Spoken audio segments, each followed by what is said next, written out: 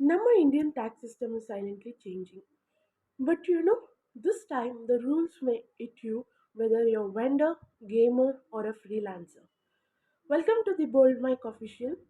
Today the topic is on July 2025, the biggest GST updates. Let's decode the big four changes in Kannada English without boring you with the legal jargon. Okay, let's start the topic today. So you missed your GST return in 2021. You thought that no problem, I'll file later. Not anymore.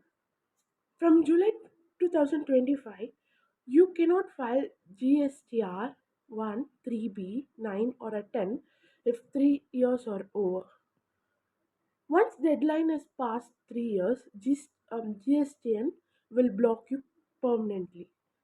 This rule is based on section 37, 39, 44, and 52 of CGST Act. Just like courts have a limitation period, now GST returns have it too. File pending GST before July 31st, 2025 or forget the refund forever. So we'll just now further see what are the slabs which may be removed or what are the slabs according to the GST. Right now, we have a 5%, 12%, 18%, and 28% slab. But now, PMO, Prime Minister Office, is discussing to remove 12% slab completely. That means sometimes we'll have to go to 5% benefit for a common man, others to 18% expensive for middleman. For example, if you see, guys, let me give you an elaborated example.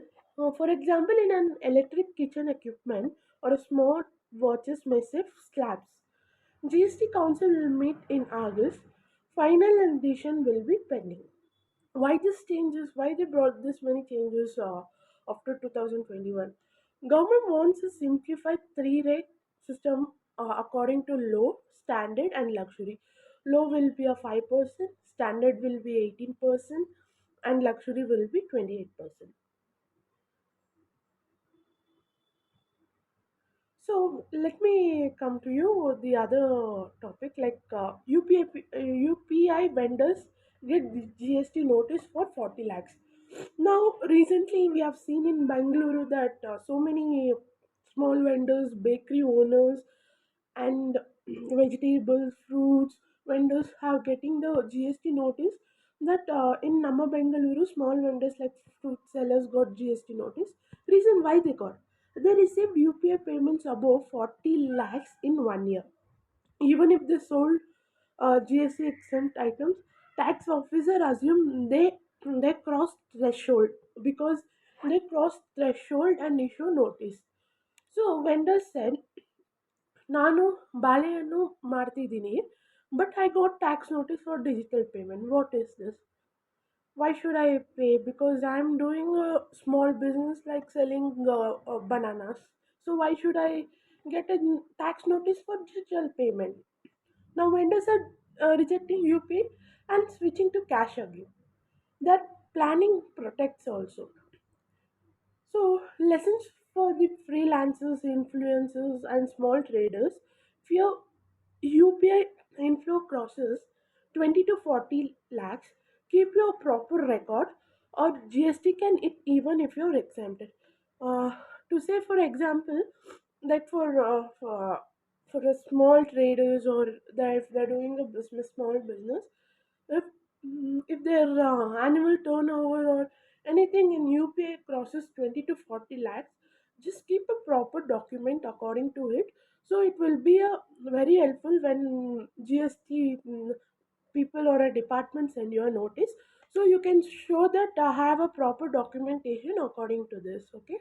So the no gaming platform like GameCraft, Dream11, MPL facing 28% GST on full bet amount.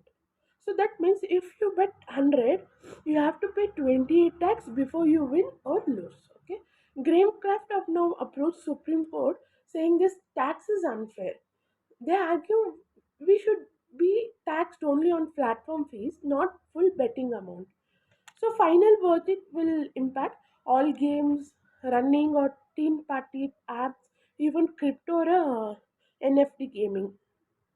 So, final wording, what is that? So, what is GST gaming July 2025? All GST returns, finish them now, and except slap shuffle, 12% may vanish. And are you a UPS seller? Keep track of your turnover. Or a gamer or a gaming company, wait for the Supreme Court decision till it comes. Remember, GST is no longer just a business topic. It's now your UPI, your app, your plate, and your future. This is Bold Mike Official, ನಮ್ಮ channel for law, UPSC, and bold truths. Subscribe ಮಾಡಿ and see you in the next auto. Thank you.